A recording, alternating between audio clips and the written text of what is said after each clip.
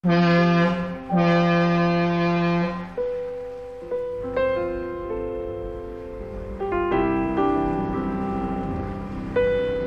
iepriekšējais panels, paldies Anita, tas bija vairāk vērsts apskatīties uz to laiku dažādajiem viedokļiem, kas bija, jo šie te visi cilvēki bija klātesoši jūrniecībā, tad tagad tas uzdevums, tas būs vairāk tā kā spekulatīvs, runāt par nākotni, par nākotnes iespējām, kas mūs sagaida.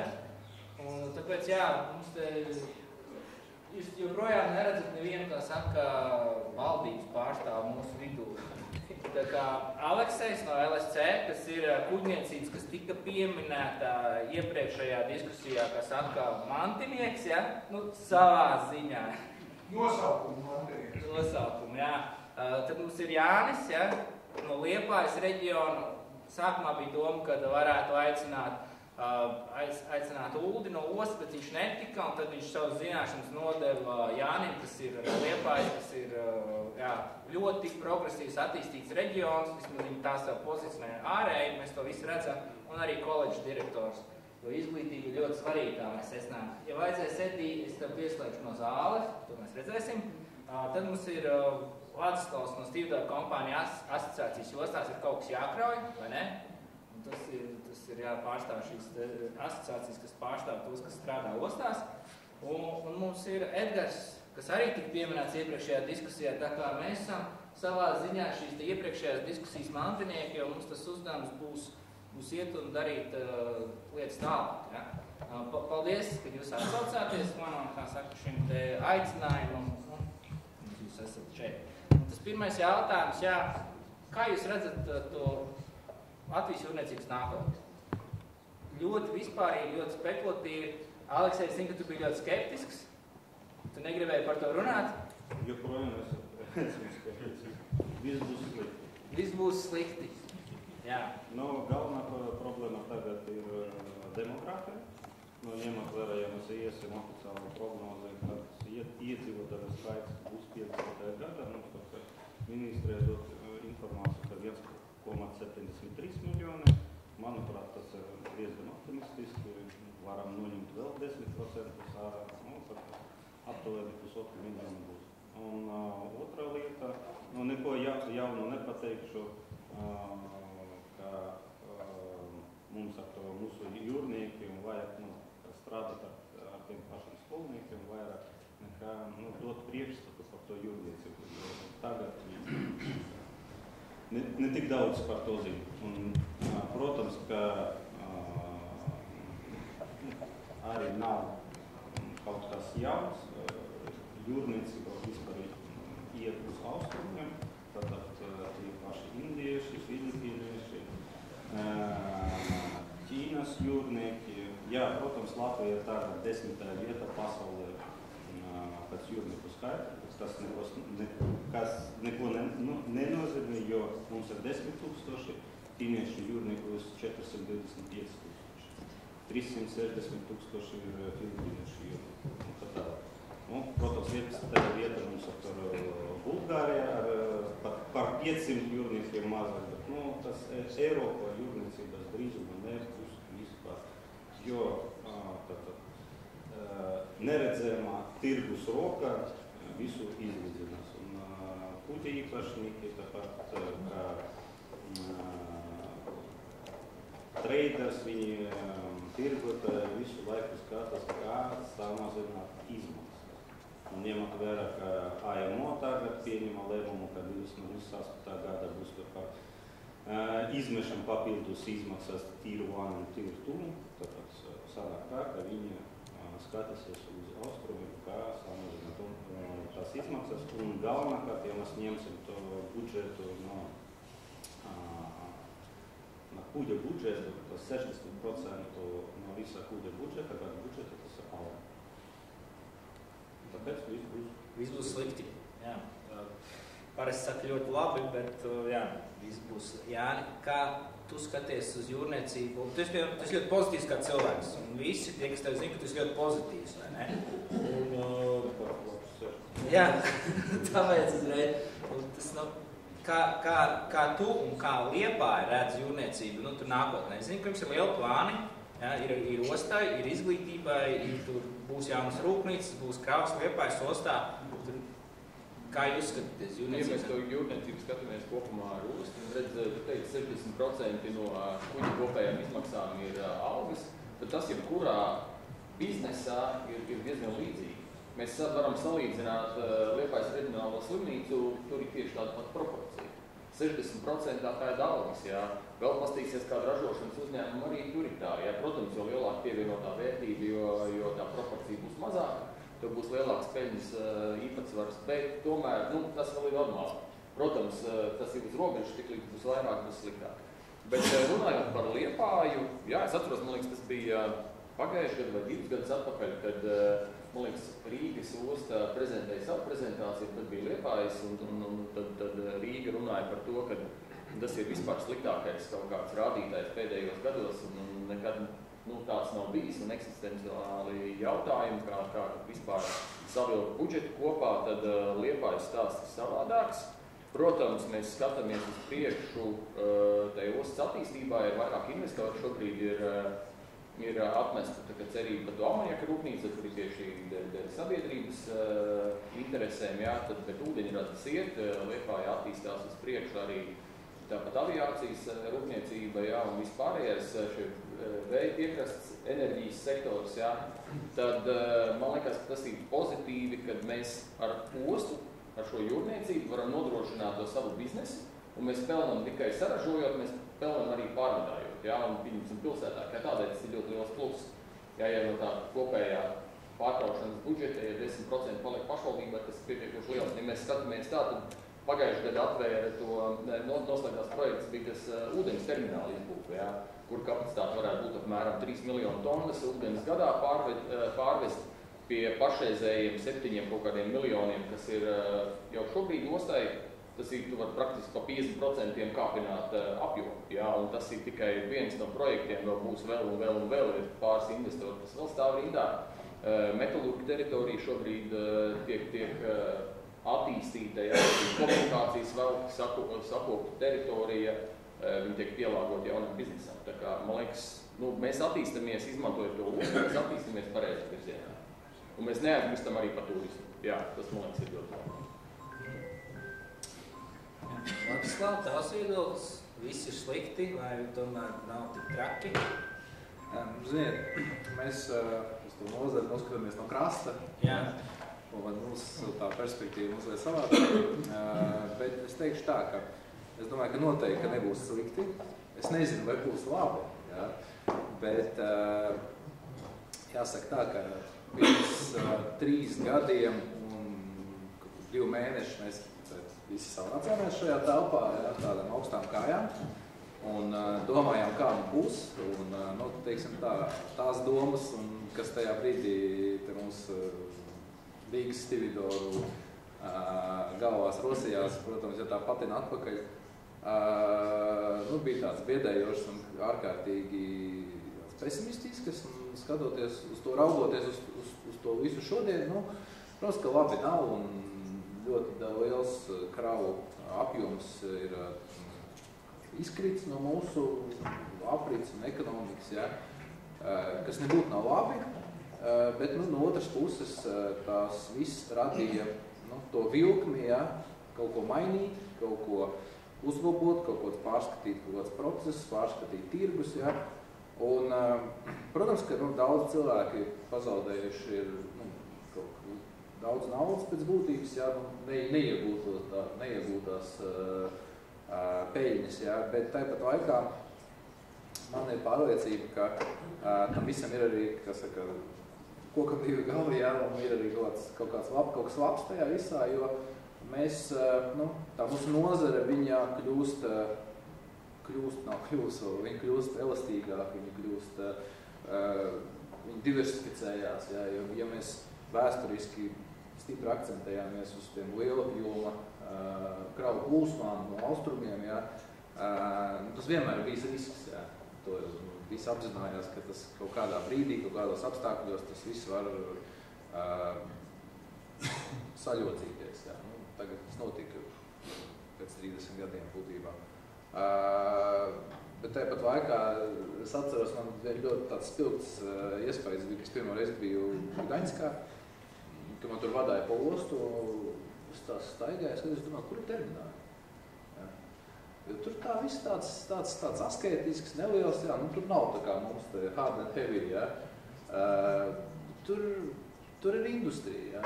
Tur tā jūrniecība, ražošana, viss valsts ekonomika, viņi ir tā savijusies, un tam visam ir, manā skatījumā, tam visam ir ļoti liels tāds pozitīvs efekts, jā, bet tādā plašākā valstiskās tautsēmniecības redzējumā, jā, un es domāju, ka mēs arī nenovēršam uz to ejam, varbūt gribētos ātrāk vai kā, bet es domāju, ka mēs dienas beigās no šī visa iznāksim stiprāk. Vai jūrniecībai ir pozitīva nākotne? Kā Rīgas ostas to skatās? Jā, es kā jūrniecības nozars produkts, te jau tikko arī piesaukt, es teiktu, ka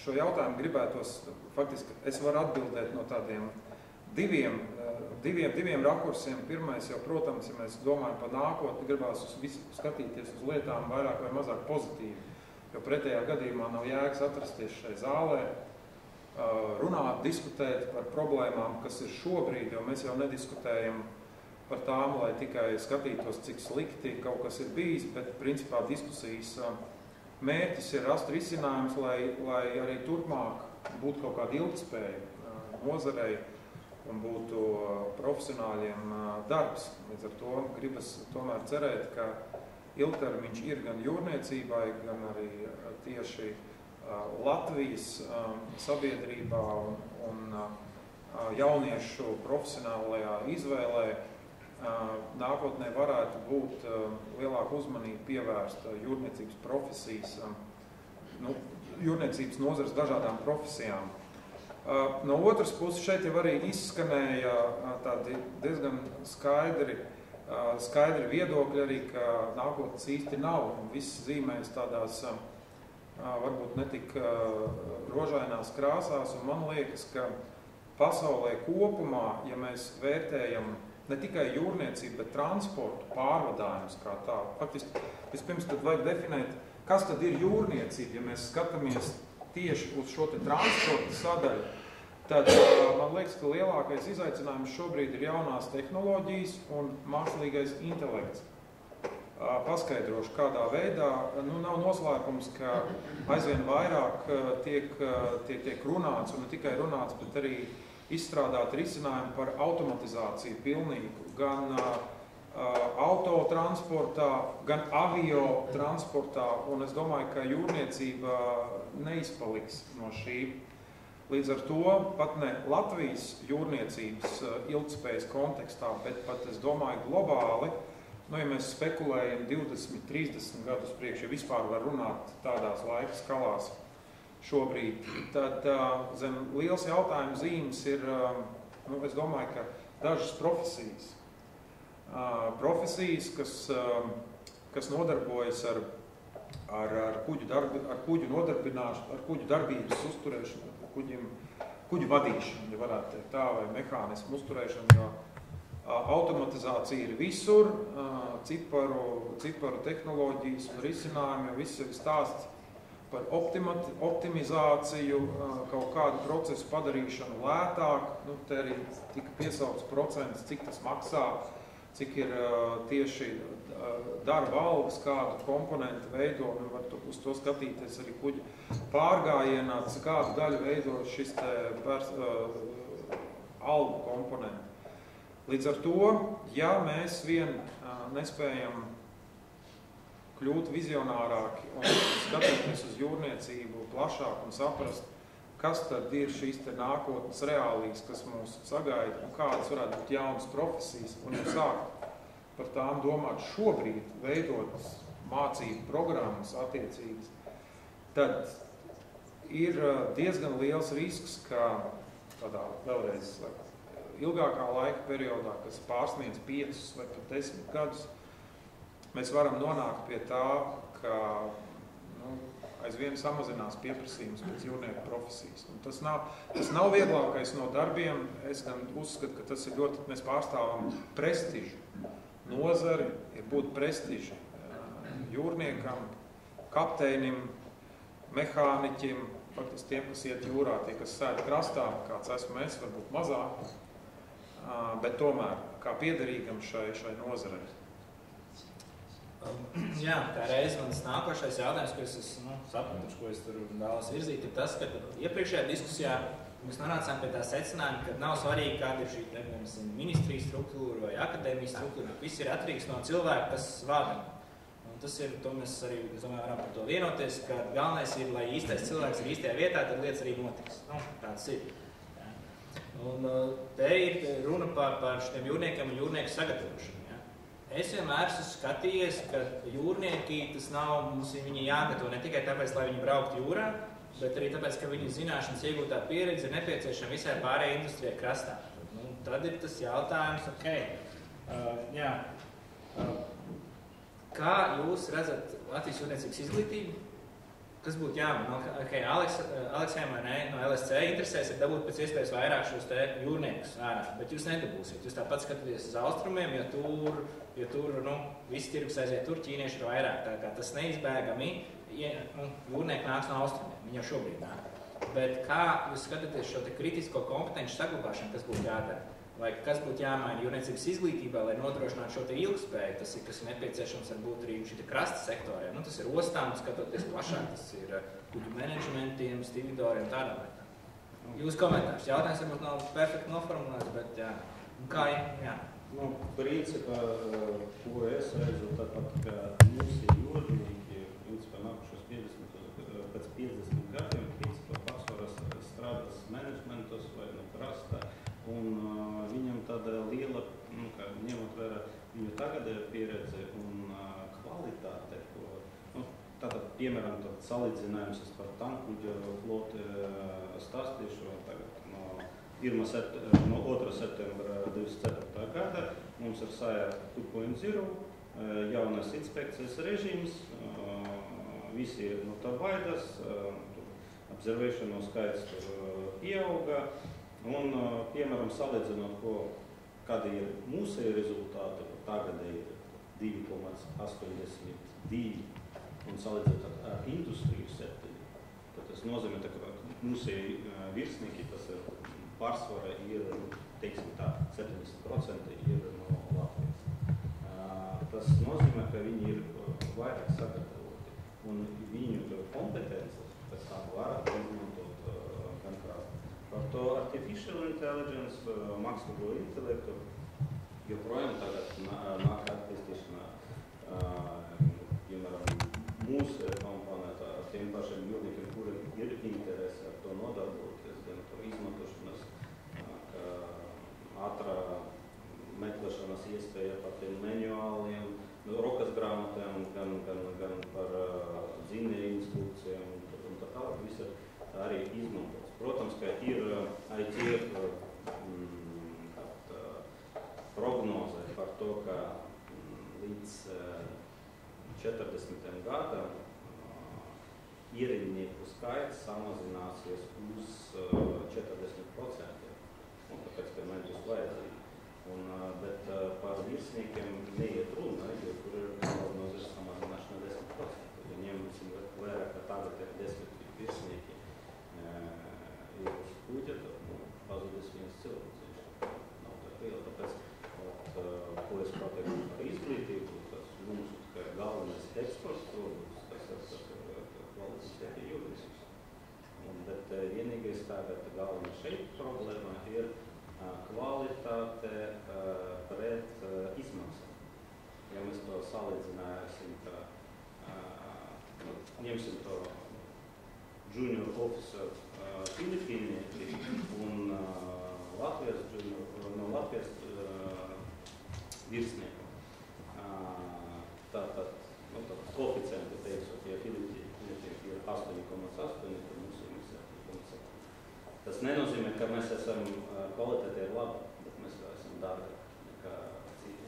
Un atkal iet tendence uz samazināšanu, piemēram, tā vienu kompāniju es nenasaukšu, bet salīdzinot mūsējo budžetu ar viņu budžetu, mums ir starpībā gandrīz 20%. Un mēs esam jautājums ir tā kā laika posms, ka pēc laika tur tiek kuģa īpašnieki skatīsies uz Jā, kā tu redzi, okay, viens ir tas, ka Liepājas sagatavo kuģi vadītājs, kur mehāniķi, kā vēl loģistikas speciālists, jūs turpināt, vai ne? Jā, okay, neesmu pazaudējis to. Bet jā, kā tu redzi, kā varētu integrēt, nozars vajadzības, lai jūs sagatavotu šos cilvēkus ar pievienotu vērtību, kāds ir tas viedoklis komentārs?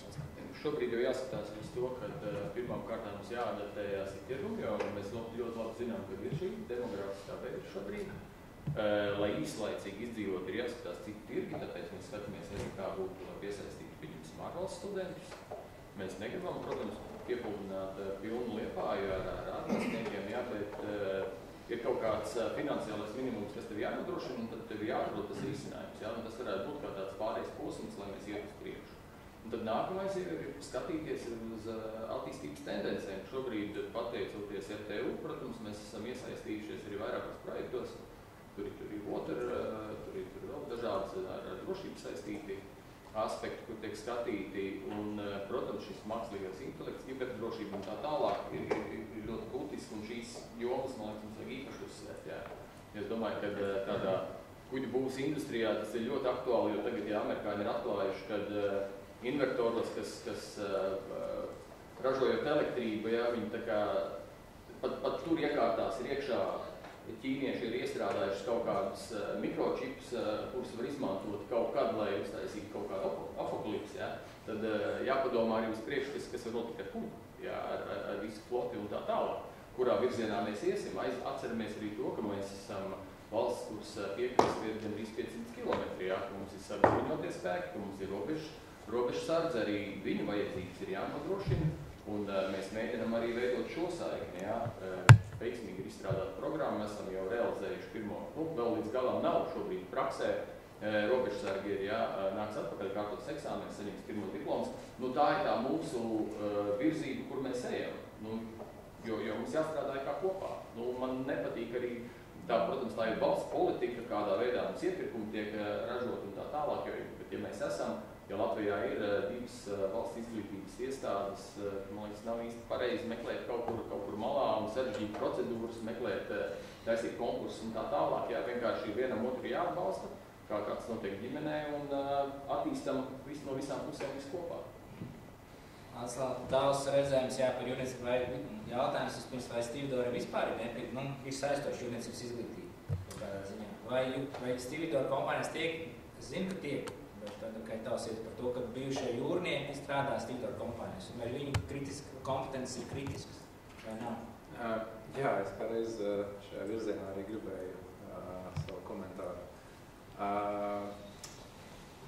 Lai gan mums tā situācija ir daudz savādāka krastā, mums tur ir tā miedarbība ar kuģi, ar dzelzceļu, autotransportu, tur noliktavas, tur ir tas spektrs ir plašāks, jā, bet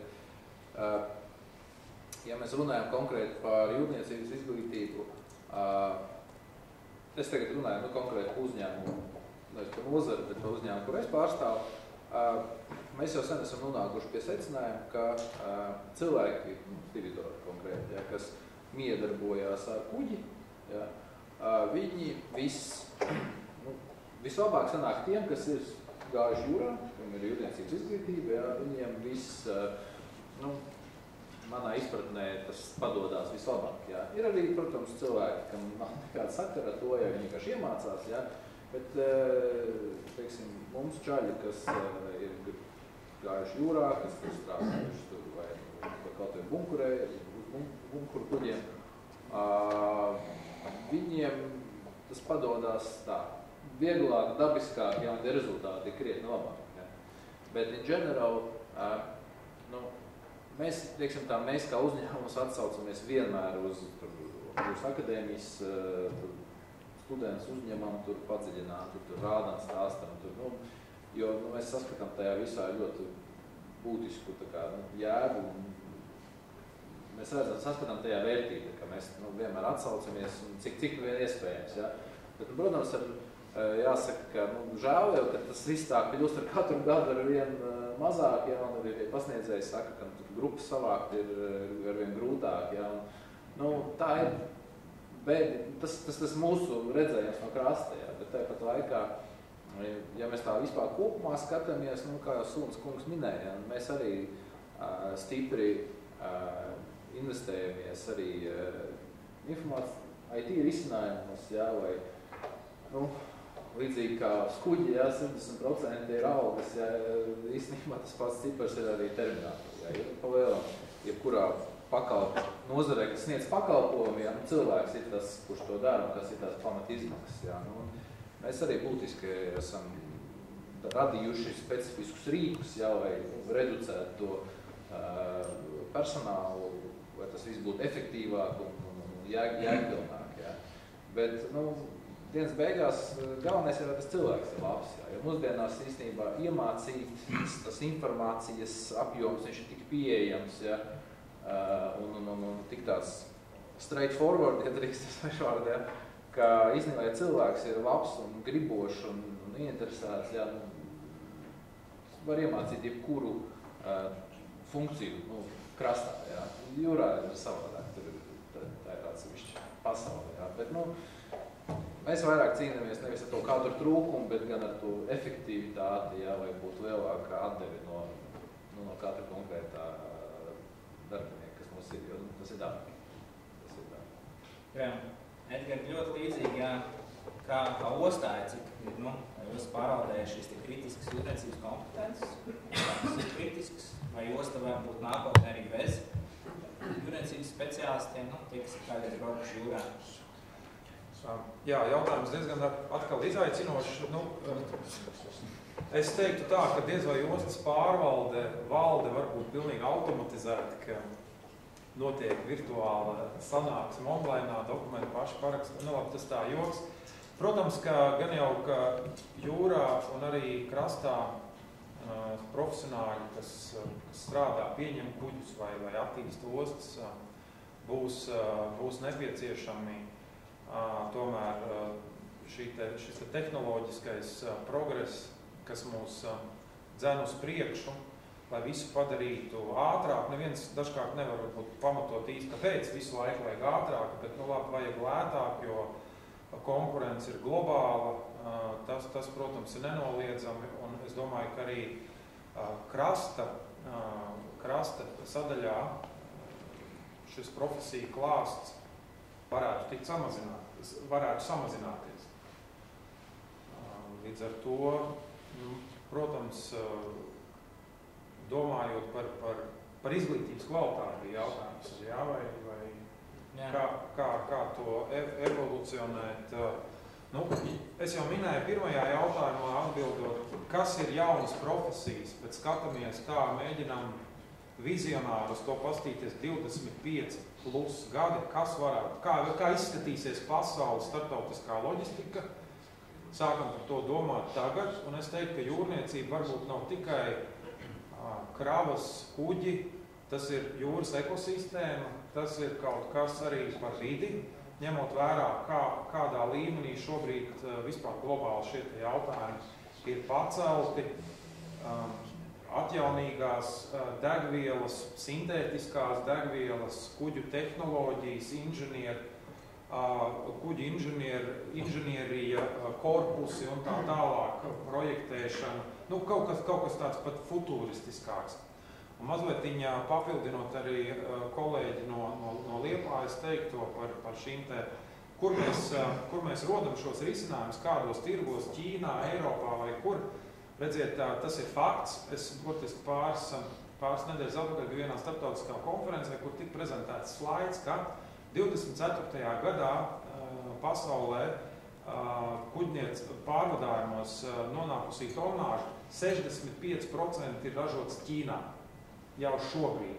Līdz ar to kaut kādā mērā tas vilciens ir aizgājis, ja mēs domājam, ka stop, mēs tagad sāksim piebremzēt, ja, to austrumu virzienu no dažādiem drošības apsvērumiem un sāksim fokusēties vairāk uz savu. Tas ir tas, kā arī Amerikas jaunā administrācija ir pozicionējusies atjaunot ražošanu, pievienot vērtību tieši, mēs faktiski no globalizācijas ejam uz diezgan lielu lokalizāciju, reģionalizāciju. Tad šai ziņā par jūrniecībā, par kuģu būvu un tā tālāk, es teiktu, jau tas koks ir pārlausts, jo mēs esam aizgājuši jau pa tālu, jāsāk domāt, kā atgriezties, ja vispār tas ir iespējams. Tad, LSC, jautājums tikai tev, vienīgi tev, kad LSC apsver šos te distancionāli vadāmos kuģus? Vai jūs par to esat domājuši, cik tas ir reāli un tavs komentārs? Jo es zinu, ka ir jau šie te distancionāli vadāmie ofisi kompānijām, man liekas, UK, tur jākur šis stūrmanis vai vēl kaut kas kuģu vadītājs sauks, un viņi ir krastā. Kas notiek ar to LSC? Tas sildīts, tik garš jautājums, tik īsi atbildēt. Teiksim tā, atkal, ekonomisks aspekts saistīts ar lieutenants. Nebūs tā, ka mēs paņemam kuģi, viņš vadam no ofisa un nākošajā ostā atnāks inženieri, kuri salabos kaut ko, kas ir salabos.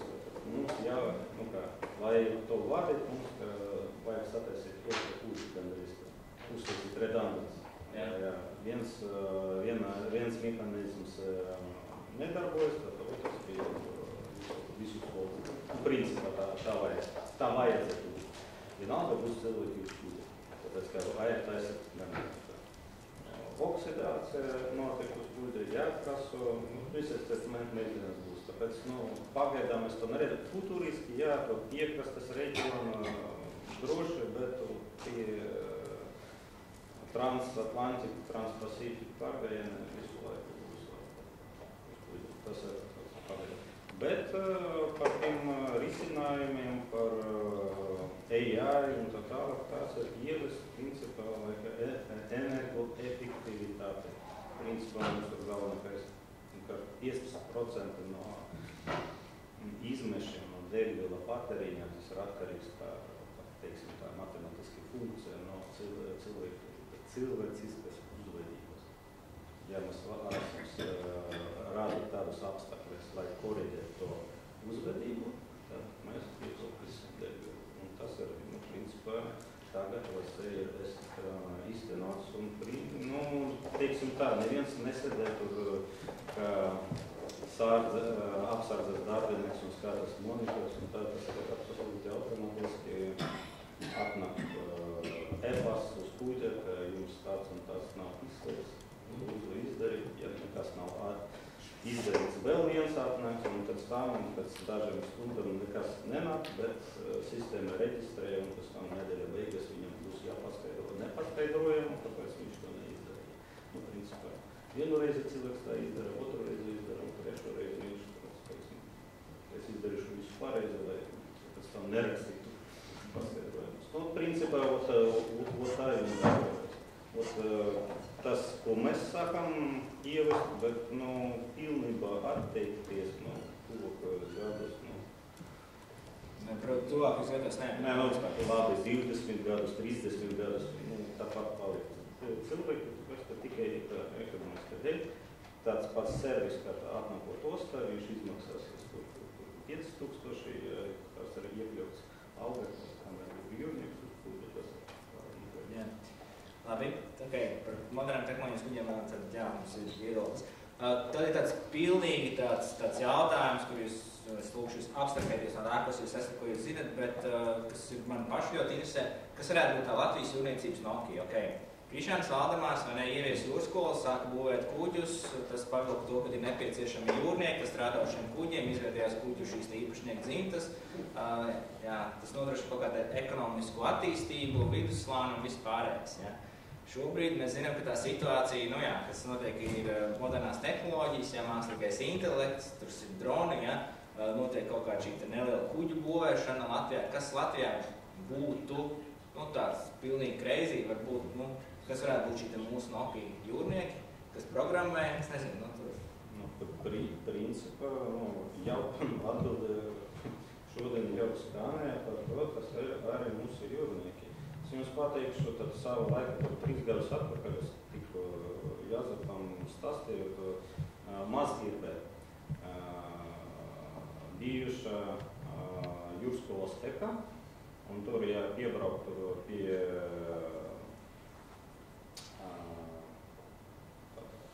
ir parkušanas vieta, un tur ir tāds stends un apraksta, kas ir tur Mazgirbē bija, par Jūrskolu un tā. Tur ir rakstīts, ka beigas 19. gadsimta, ne, 19. gadsimta beigas bija Jūrskola, mūsu tur mācījās jūrnieki, Latvijas jūrnieki, viņi galvenokārt strādāja ārzemju flota, tīpaši tur bija stāsts bija par cilvēku, kurš strādāja uz ASV būtnieka, un viņš strādāja tur par kapteini, un pēc tam atbrauca atpakaļ savu vietu un uzbūvēja savā mātei māju. Un mājas nosaukums ir dolāri. Dolāri? Jā. Pats interesanti, ka izbraucot no Mazgirbes apbraukot apkārt to Jūrskolu, es to māju atradu. Viņa tāpat arī saucas dolāri. Tas nozīmē gan 19. gadsimta beigas, gan šogad mums ir galvenais, ka eksporta produkts tas ir jūrnieki.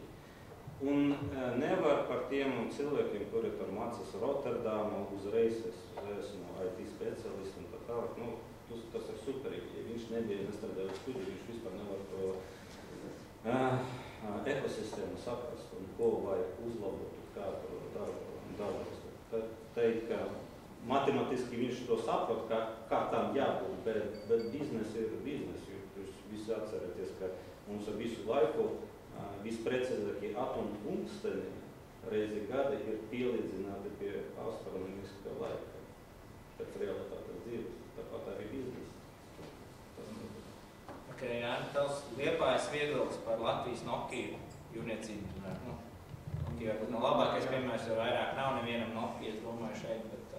Jā, Nokia bija labs telefons, tur neko piebilst, neko atņemt, bet, ja mēs skatāmies, domāju, ka tas cilvēks ir tā kapacitāte, ko mums vajag izmantot un labi kvalificēts, jo, ja mēs skatāmies futuristiski uz to jūrniecības attīstību, pilnīgi autonomi kuģi, lai viņi arī būtu, viņi vienalga, viņiem jābūt pie pilnīgi internetu pārklājumu.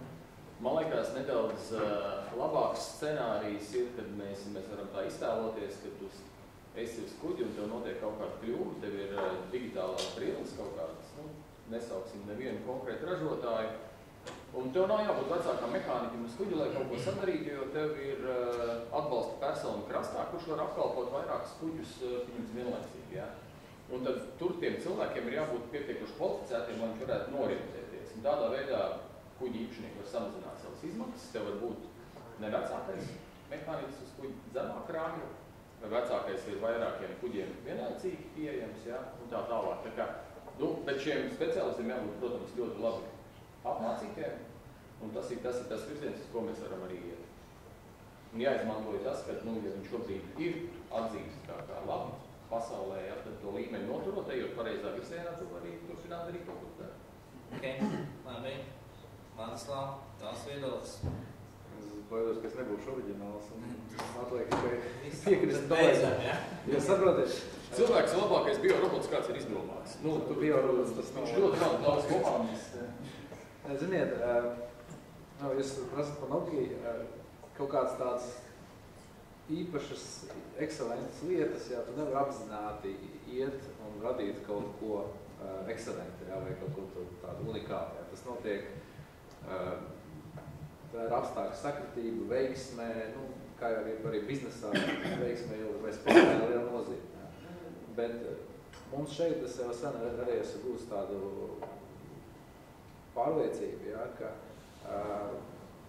mūsu sabiedrība, mūsu cilvēki, viņi ir ļoti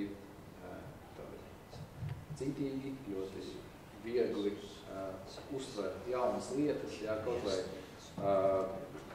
vai jūs pa internetu runājāt, ja, fakts, ka Baltijas jūrās 5G tīkls, ja, no Rīgas tā ideja attīstās, ja, vai no Latvijas, nav būtiski, ja, un tas tika novērtēts pasaules mērogā, ja, tie prāti ir gaiši, tās iespējas un tās prasmes, viņas ir, ja, viņas tikai vajag, tā teikt, iedrošināt, atbalstīt, un Un tas arī būs tā mūsu Nokia, jā. Cilvēks. Tieši tā. Tiek tās komentārs. Kuģu būvēšana Rīgas ostā, ne? Varētu atkal būvēt kaut ko. Nu, mums jau bija un vēsturiski, kā zināms, Latvijā viens no senākiem kuģu būvs uzņēmumiem kādreiz funkcionēja Rīgas ostā darbojās, bet, situācija ir tāda, kā tā ir. Es gan negribētu runāt par Latvijas jūrniecības nākotnes tādu izcilību, pielīdzināt Nokia, jo mēs zinām, Nokia bija laba telefona, bet viņi kā kompānija bija tik ļoti fokusēta uz labu telefonu ražošanu, kas atbildēt var labu bateriju.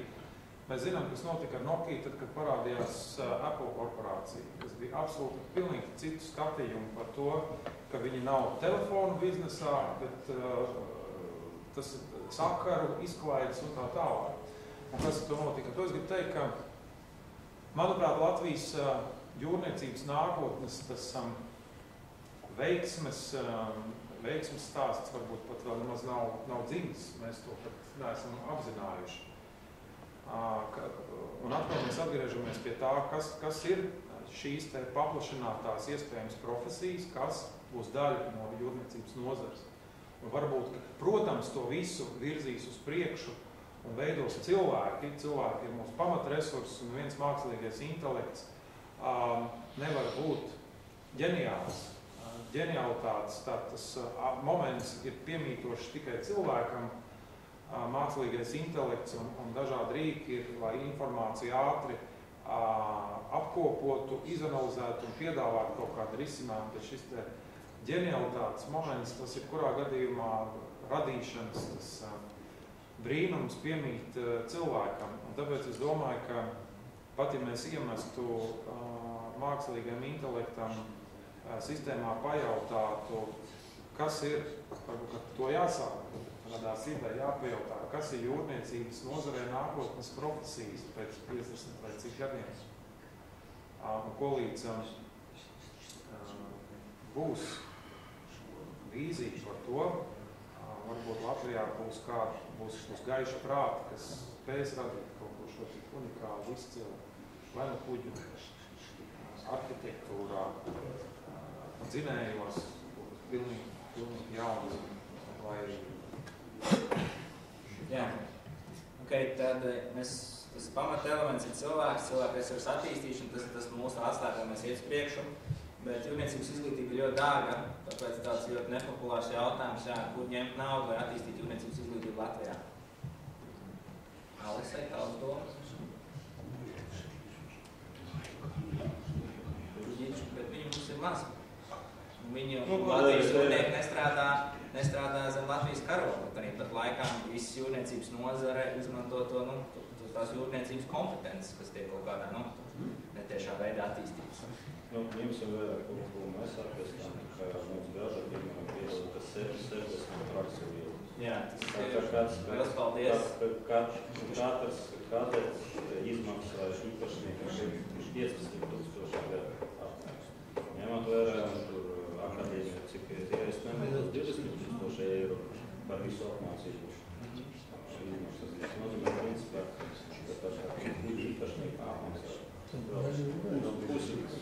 Ir vēl viena izglītība, plus 25% no visu mācību laikā. Esmu kapteinis, klājas virsnieks, tāpēc sapratu, man vajadzīga praksa 20%. Tas apmācību 4,5 gada, aptuveni 22,5%, tas ir praksa uzskūta. Tas nozīmē iepaši tehniskā menedžmenta komponenti, tehniskas uzvarotības kompānijas, viņi principā nodarbojas ar to apmācību. Un manuprāt, ka pārreizi, kad mēs labākais var apmācības, pārreizi apmācību, kad cilvēks klausās lekciju, viņu pēc tam, ko viņš iegaumēja, pēc 20 minūtēs vajadzēja atkārtot. Tāpēc, ka atcerēties vieglāk nekā no jauna kaut ko mācīties. Tāpēc labākais variants, kad galvenā apmācība notiek uz kuģiem. Kad trešais paliec visu zinu, bet neko neprot. Tas vajadzēs. Jā, labi. Ok, Jāni, kur ņemt naudu tavs koledžs un Latvijas jūras akadēmijas attīstībā? Nauda ir viena nevis, es domāju, vairāk par naudas liederīgu izmantošanu, jo mēs labāk sakārtosim apmācības principu, jo mēs liederīgāk izmantosim naudu. Tas, ko es gribu pateikt, ir tas, ka, lai mēs ejam solī ar industriju, nevis mēs mācām to, kas tagad nav vajadzīgs, viņus apmācīt vēlreiz. Ja? Tad vajadzētu panākt to, ka šī industrija tās savas inovācijas viņi jau dod, nesēž virsū, viņi jau dod, un lai var sagatavot jau uz nākamām paudzēm. Tas jau būs viens. Protams, ir ļoti liels atbalsts vajadzīgs no industrijas, jo, kā mēs redzam, pie pašreizējā finansēšanas modeļa, mums tas finansējums ir pa maz. Ņemot vērā, kā attīstās viss nozars, cik bieži ir jāatjauno visi simulātori un tā tālāk, tad es redzu, ka apmēram mums koledžai iztrūks apmēram kaut kāds 150 000 kā minimums gadā vien. Ja? Lai tu varētu tikai uzturēt, mēs nerunājam pa attīstību uz priekšu. Ja? Tā kā tas finansējuma modelis kā tāds viņš būtu jāmaina. Jā, labi. Jo nevar cerēt uz kaut kādiem projektiem šobrīd. Solīja grantu, dabūjām grantu, mēs grantu investējam, es saprotu, pēc 7 gadu tev vajag tikpat, cik tu tagad esi ielicis. Jā, kāds no stīdāru kompānijām ir kā jūrniecības izglītība nav tieši ar jums saistība, bet tāpat laikā es kaut kādā ziņā labprāt patērēju jūrniecības izglītības sagatavoto produktu.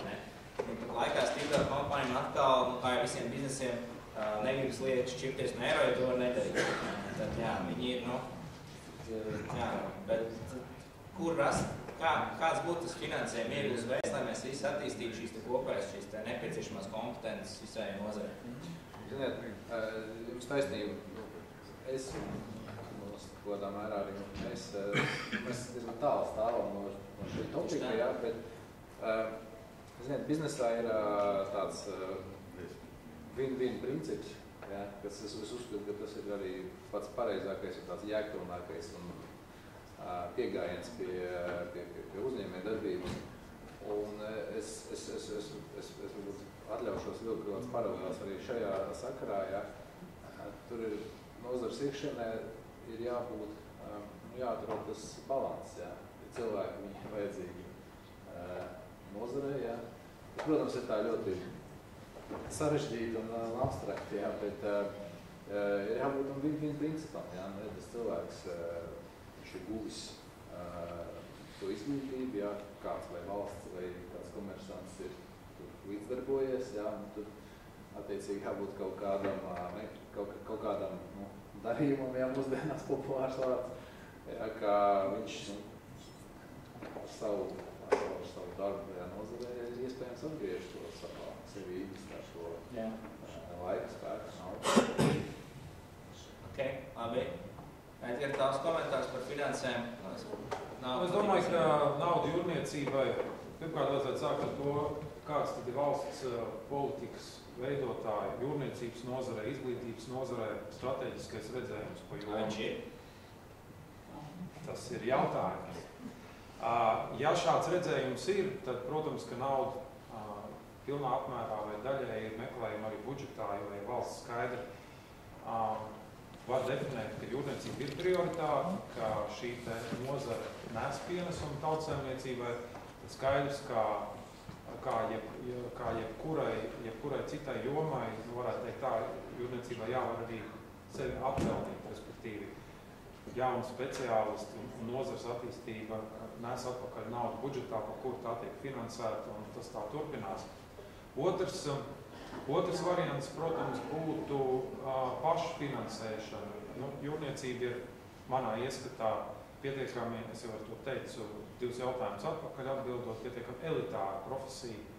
Un man liekas, ka sabiedrībā jauniešu prātos